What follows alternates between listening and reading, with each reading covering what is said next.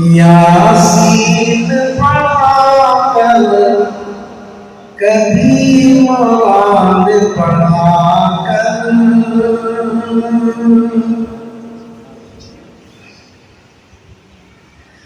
یاسین پڑھا کر کبھی مراد پڑھا کر یاسین پڑھا کر کبھی مراد پڑھا کر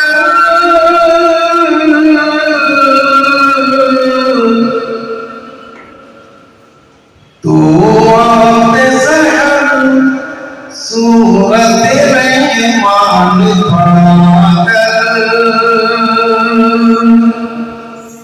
تو وقت سحر سورت رحمان پڑھا کر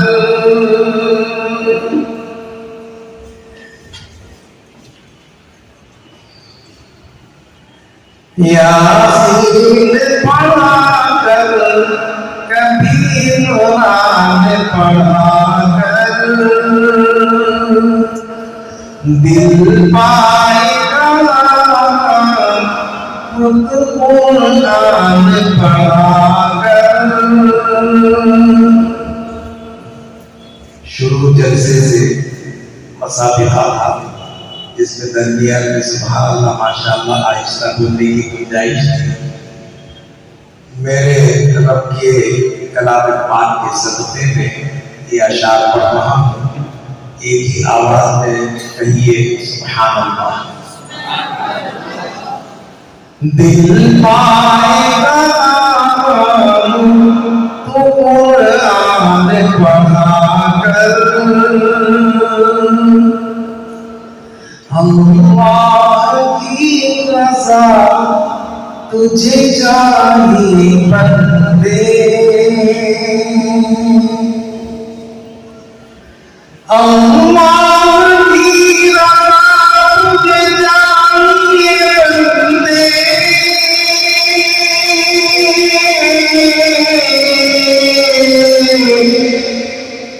تو وقت سحر سورت رحمان پڑھا کر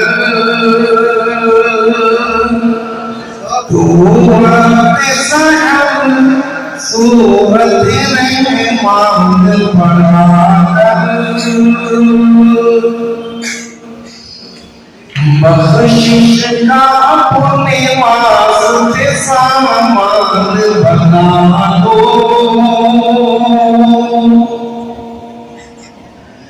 بخشش کا اپنے واسطے سامان بنا دو.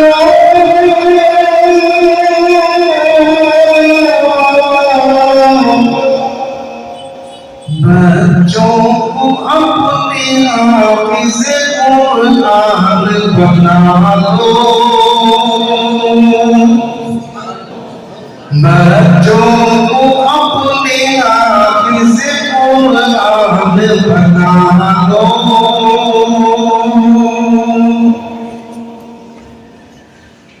یاسین پڑھا کر کبھی قرآن پڑھا کر. آج کی مجلس قرآن مجید پر تھی تو قرآن پر چند اشعار پڑھنے کی سعادت حاصل کیا. ایک دو اشعار اس ذات حسین محسن انسانیت مدنی تاجدار جناب محمد رسول اللہ صلی اللہ علیہ وسلم کی خدمت بابرکت میں شاعر اسلام حج بیت اللہ کے لیے گئے. روضہ محمد رسول اللہ صلی اللہ علیہ وسلم پر پہنچ کر یہ اشعار پڑھ ہی رہے تھے. یہ ان کی روح پرواز ہو گئی. بڑے اچھے اشعار ہیں. صرف دو اشعار پڑھ کر کے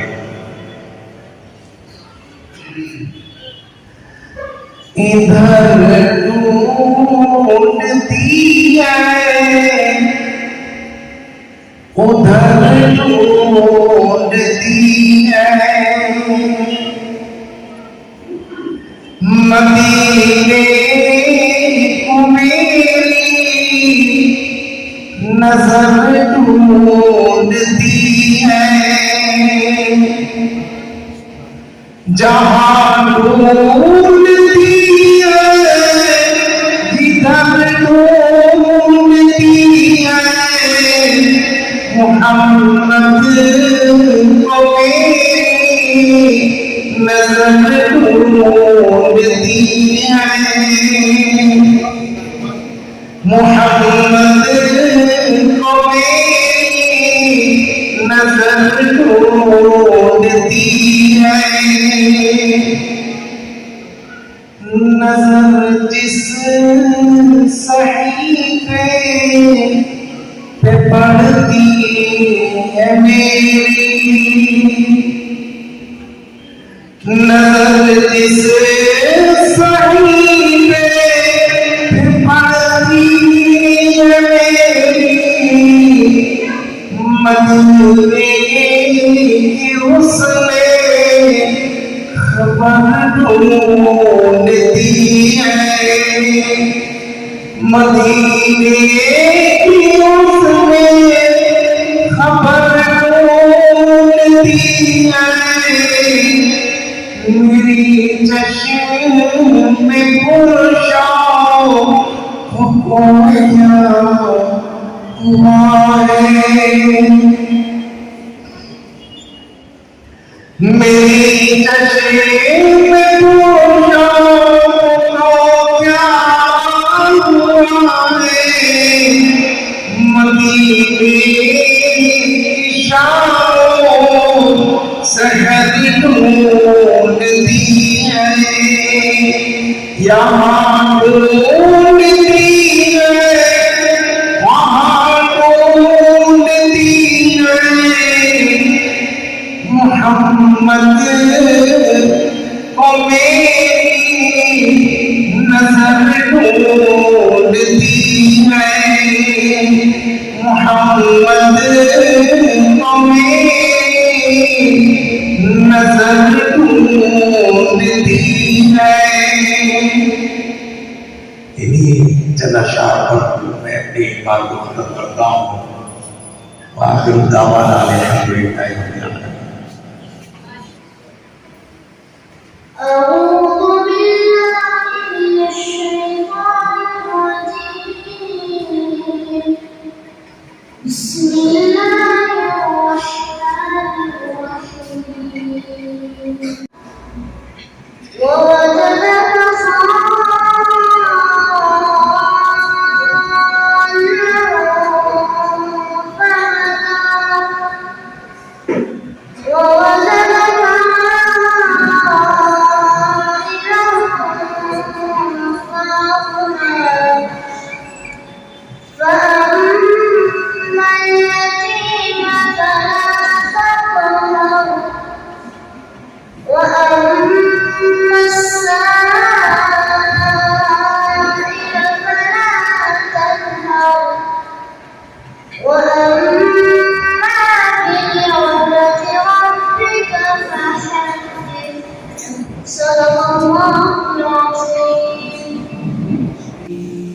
بسم الله الرحمن الرحيم يا أيها الذين آمنوا لا تكونوا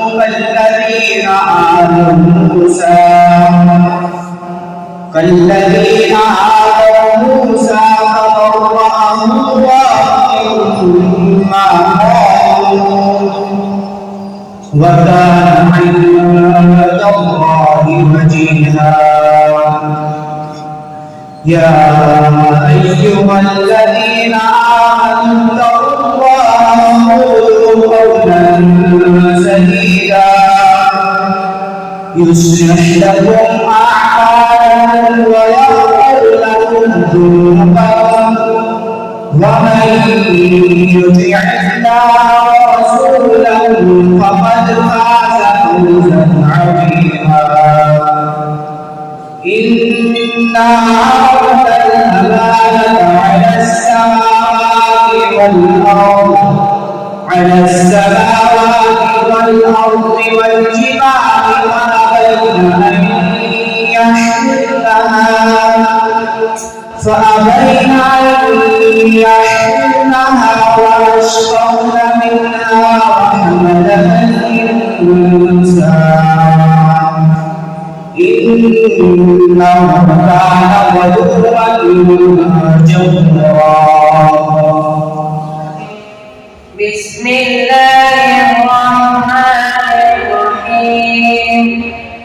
قاف والقرآن المجيد بل عجبوا أن جاءهم منذر منهم فقال الكافرون هذا شيء عجيب أإذا متنا وكنا ترابا ذلك أمر بعيد قد علمنا ما تنقص الأرض منهم وعندنا كتاب حكيم بل كذبوا بالحق لما جاءهم فهم في أمر مريج أفلم ينظروا إلى السماء فوقهم كيف بنيناها وزيناها وما لها من فروج والأرض مددناها وألقينا فيها رواسي وأنبتنا فيها من كل زوج بهيج تبصرة وذكرى لكل عبد منيب ونزلنا من السماء ماء مباركا فأنبتنا به جنات وحب الحصيد بسم الله الرحمن الرحيم.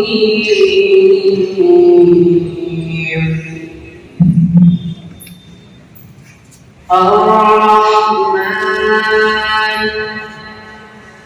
علم القرآن خلق الإنسان علمه البيان الشمس والقمر بحسبان والنجم والشجر يسجدان والسماء رفعها ووضع الميزان ألا تطغوا في الميزان وأقيموا الوزن بالقسط ولا تخسروا الميزان والأرض وضعها للأنام فيها فاكهة والنخل ذات الأكمام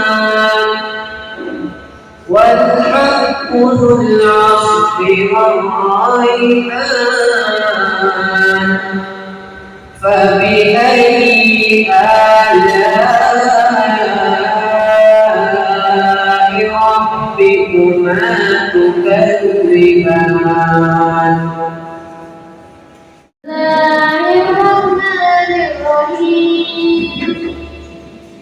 أما يتساءلون عن النبأ العظيم الذي هم فيه مختلفون كلا سيعلمون ثم كلا سيعلمون ألم نجعل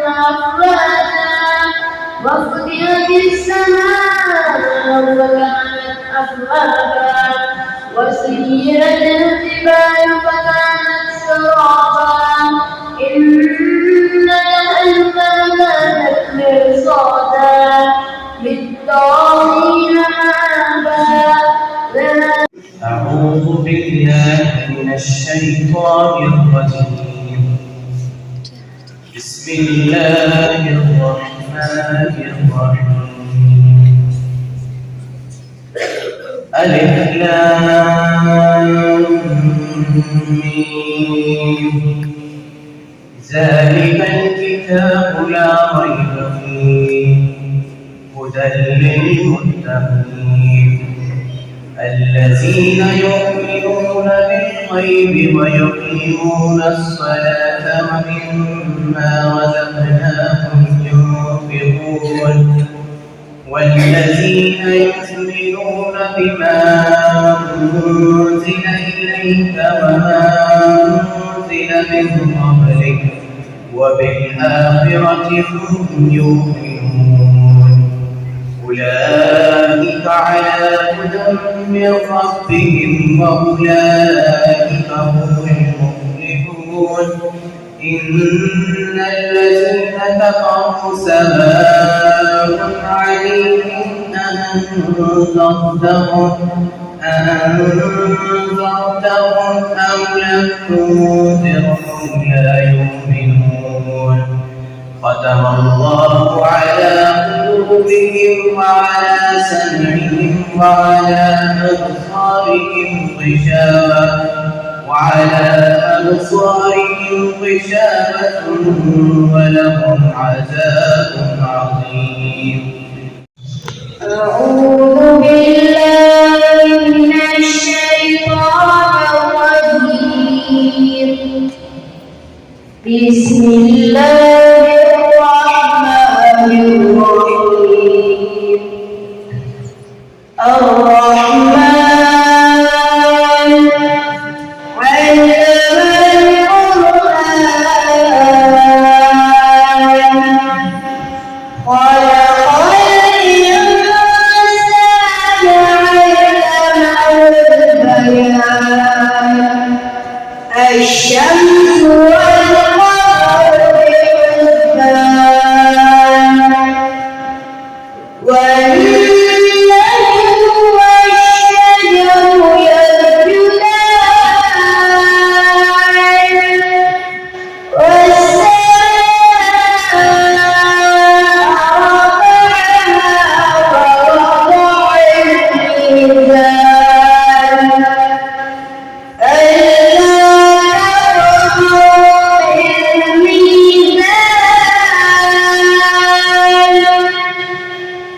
رفعها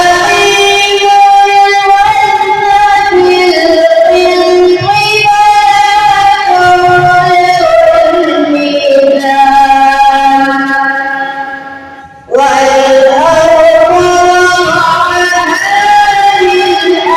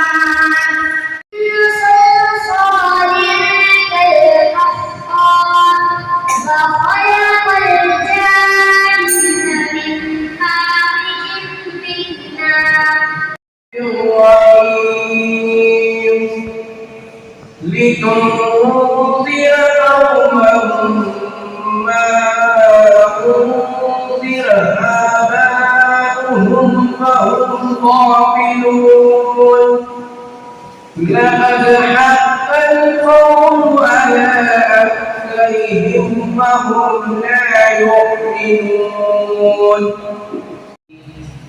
بسم الله الرحمن الرحيم. قاف والقرآن وجاءهم منذر منهم فقال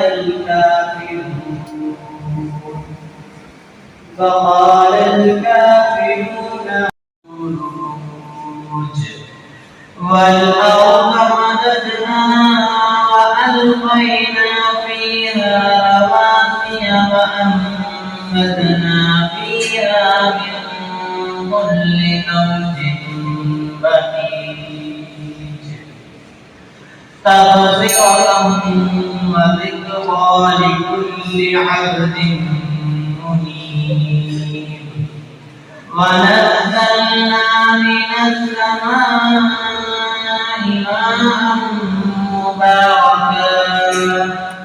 ماء مباركا فأنبتنا به جنات وحب الحصيد والنخل باسقات لها طلع نضيد رزقا للعباد وأحيينا به بلدة ميتا كذلك الخروج. صدق الله العظيم. من الشيطان الرجيم. بسم الله الرحمن الرحيم. ياسين والقرآن الحكيم إنك لمن المرسلين على صراط مستقيم تنزيل العزيز الرحيم لتنذر قوما ما أنذر آباؤهم فهم غافلون. لقد حق القول على أكثرهم فهم لا يؤمنون. إنا جعلنا في أعناقهم أغلالا فهي إلى الأذقان فهم مقمحون.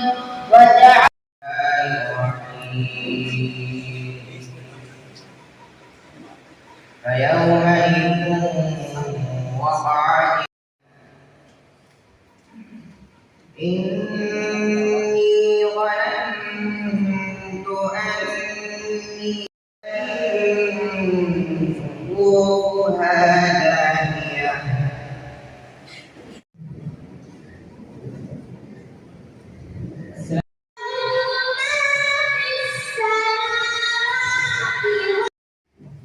माशाअल्लाह।